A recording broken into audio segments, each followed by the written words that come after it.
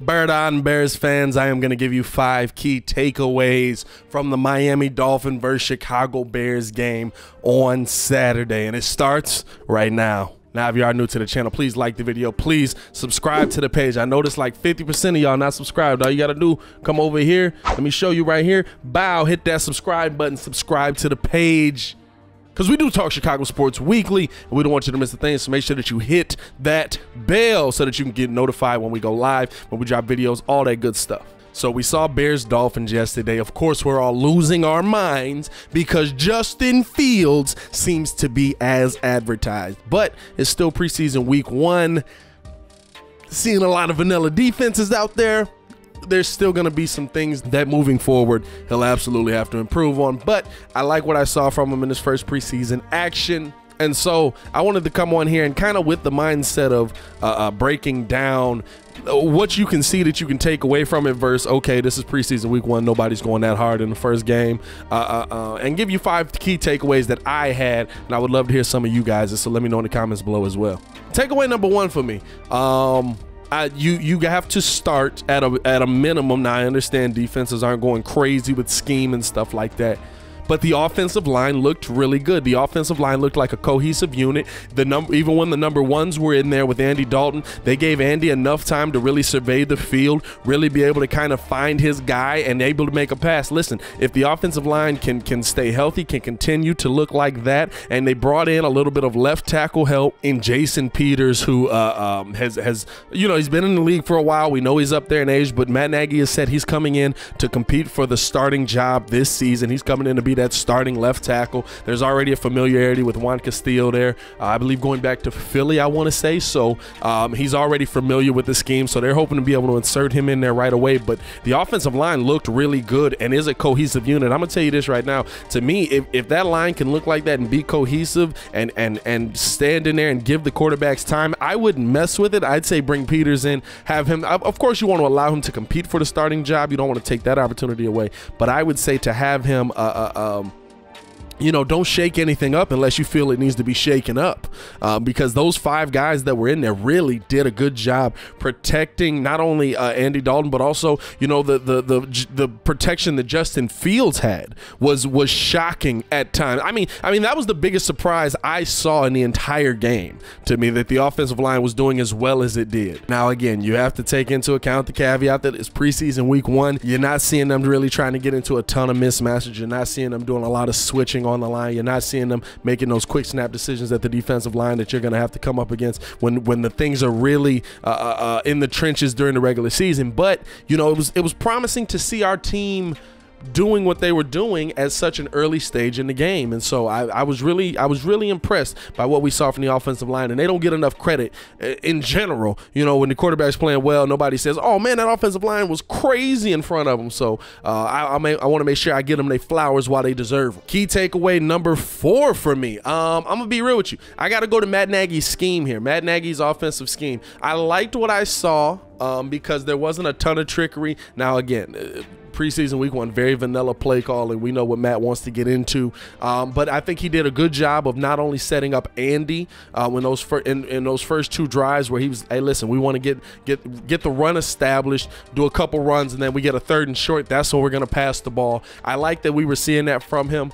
There were a couple of times where I thought that you should have, run the ball early on, and I understand that. I think the interesting thing to me is they usually have those first couple of drives pre-scripted, and they were in a 3rd and short opportunity. I didn't like that they were going to a pass in a couple of situations where it was like 3rd and 1. It's like, hey, give Williams or give Monty. Now Monty was out at that point. He only got 2 carries, but give them the ball. I would like to see them be able to make that adjustment on the fly. But I mean, overall, I think Matt did an excellent job play calling wise. I think that he called plays well for Justin while Justin was in there. I think that we saw Matt, which is something that people have said was a detriment to him when he had Mitch. We saw Matt calling plays to his quarterback strength. Not only just Justin, but also Andy, and so that's something that I absolutely need to see continue throughout the season, because that's how you're going to be successful. It's not about just calling plays to call plays. It's about, it's not Madden. You know what I'm saying? Like if he's able to call plays to the strength of his quarterback, not only Justin but Andy, while Andy's in there, I think that there's going to be a better cohesion in the quarterback room. I think that the offense is going to move better. And listen, the fact that the offensive line was able to stand in there and protect them for more than a couple of seconds, it seemed like Matt was calling the right plays for the kind of defense they were going up against. So it was promising to see. Now, before I continue with the video, like I said, I want to know you guys' takeaways. What did you guys see in the game that you really thought the Bears absolutely, it stood out to you? Not even good or bad, it's just something that stood out to you. I want to know your thoughts. Let me know in the comments below. I'll be down there talking with you as well. Takeaway number 3 for me. The fact that Justin was able to go out there, and it took him a minute to get adjusted to what the game was. But the fact that he was able to go out there, go through the struggles, go through the struggles of being set back, and he never panicked. Justin was so calm throughout the entire process, and I think that that's something that we haven't seen at the quarterback position in general. And again, it speaks to that offensive line. I'm going to keep going back to that because he had time to make a decision. He had time to survey the field, and when it did break down, he knew he had the speed of his legs to really use. The calmness of Justin Fields in that situation, we kept hearing about it. We kept hearing about it all throughout training camp. We kept hearing about it all throughout practice. About his calmness and just seeing it on display. He came in pretty much right away.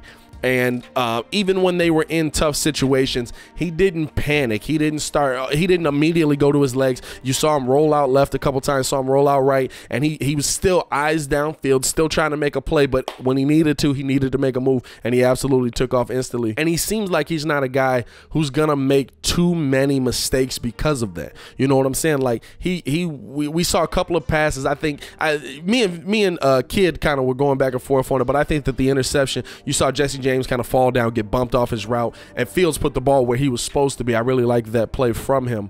But even in that, you know, he never got too panicked. He never got too, it wasn't like he saw that play and he was like, man, I almost threw a pick. He was very next play mentality. We continued to see that from him throughout his entire time out there. And I think that that's going to be something that helps him to become the Bears starting quarterback sooner than later, because there's going to be moments where you have to be calm in those big moment situations. And I think that that's going to be something that the Bears can fall back on and rely on as we see the season start to unfold, and we see, you know, where this quarterback competition really does go. And I also think it's something that, listen, if you're going to help him win if his goal is to win the job coming out of preseason, then I 110% believe that that's going to be the thing that helps him win the job. He's going to be poised. He's going to be ready for what the teams are throwing at him. He's going to be ready to see, you know, kind of what's coming at him. As long as that offensive line holds up, he's not going to be rushed as much, and that's going to just make him look all the better. Now his receivers could do a little bit of helping him. You know, I think that there was some issues there, but again, that you didn't have your number ones out there. You didn't have an A-Rob out there for any of Justin's appearances, and so there's going to be a lot that he can improve on just by having a better receiving core out there with him as well. Key takeaway number 4. This one is not a good one in my opinion. I'm really concerned about our special teams. I saw it at training camp kind of versus the Dolphins. Defensively, I'm talking about on the kickoff mostly, not really on field goals and stuff like that, but I saw it again. You know, I kind of saw it in practice, the joint practice versus the Dolphins, where, you know, they were doing kickoff, and I mean, the Bears were really doing a poor job of getting to the receiver, or getting to the returner, I'm sorry, wrapping up the returner, making the tackle, making a clean tackle. I mean, really a poor job during practice that I saw when I went there. And then, you know, we kind of saw it again showing its head in the Bears game, where they were getting excellent field position on a consistent basis.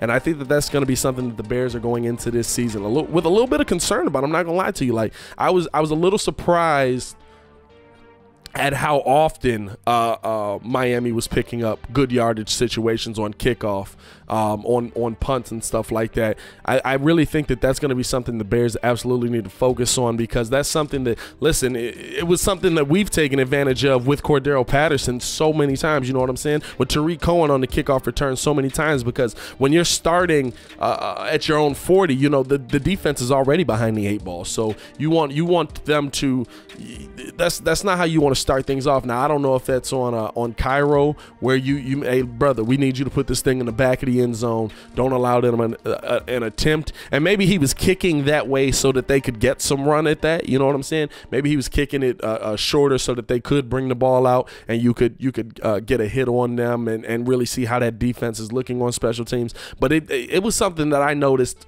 way too often, and the Dolphins were starting in really good field position. And listen, I'm gonna be real with you. Credit to Tua. Tua's playing better than I thought he would. He took advantage of it a couple of times. He took advantage of it, and I'm gonna be real with you. Tua's not that guy. To me, you know, I think he's going to be nice. I don't think he's going to be over the top. I don't think he's going to be a top 5 in the NFL. I could be wrong there, but I just don't believe he will be. But, I mean, listen, the top 5 guys will take advantage of it. You give Aaron Rodgers, Tom Brady, Russell Wilson, Pat Mahomes, you give them good field position like that where they've only got to go 60 yards, they're going to take advantage of it on a consistent basis. And so the Bears special team is something that I really focused on yesterday, and it just didn't look good to me. It didn't look good when the number 1s and number 2s were in there, and so I'm a little bit concerned about that, and I really want to see how that kind of develops throughout the rest of preseason. And the number 1 thing I noticed, man, listen, the number 1 key that I noticed, the number 5 really, but the thing that really stood out to me about yesterday, Sean Desai got these boys playing still a little bit bend but don't break. Again, very vanilla defenses, but still a little bit bend but don't break.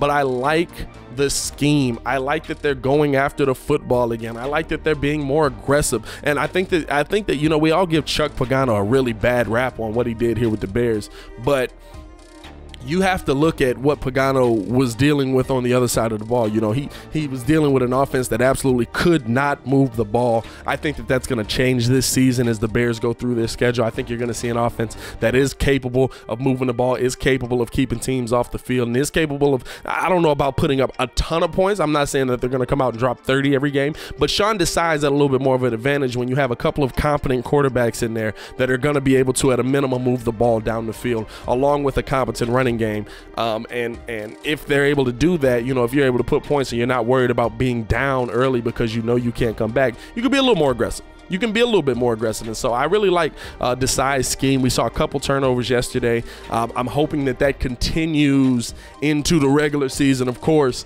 But I really loved how he kind of set his team up for success, and I think the aggressiveness of the players is just going to grow as we get toward the season, and especially when they start to come. And when you're aggressive on the ball and when you're aggressive up front, I think being aggressive up front is going to be the biggest thing. We're going to also see Eddie Goldman back in action next week, as long as he doesn't get injured in practice this week because he's back due to the COVID stuff. You're going to see, I would guess next week is probably going to be the week where you see them out there for a little bit more time. You'll probably see Andy and them going into the second quarter. And so I would assume that's going to be the game where they kind of have the long game now with the shorter schedule. So to me, that's the biggest thing, that the defense is going to be more aggressive, that the starters are going to be aggressive, and you have guys that can make plays when you are aggressive. If Khalil Mack's being aggressive up front with Eddie Goldman, with Akeem Hicks, with Robert Quinn, and they're getting pressure on the quarterback, balls are coming out. Jalen Johnson can be more aggressive. Eddie Jackson can be more aggressive, and when Eddie Jackson's aggressive, you know that means football's to the house. So I think that he's going to take another step forward this season. I really like what I saw from my Bears in week 1 of this thing. Now, again, this is all with the caveat. I understand it's week 1 of preseason. We all got to take a little bit of a chill pill, but Justin looked good. The offense looked good. The offense was moving. We haven't seen the offense move consistently in quite some time. So I think that it gave me a little bit more optimism on the season, and you know, we're gonna see how things unfold. But I want to know you guys' opinion, man. Let me know in the comments below. I'll be down there talking with you as well. What were your key takeaways from the Chicago Bears' first preseason game of the year? I'll be down there talking with you in the comments as well. As always, it is your boy Pat the Designer, back at it again to continue watching our Bears content. Click the links here or check the links in the description below. Y'all stay safe out there, Chicago, and Bear down. Peace.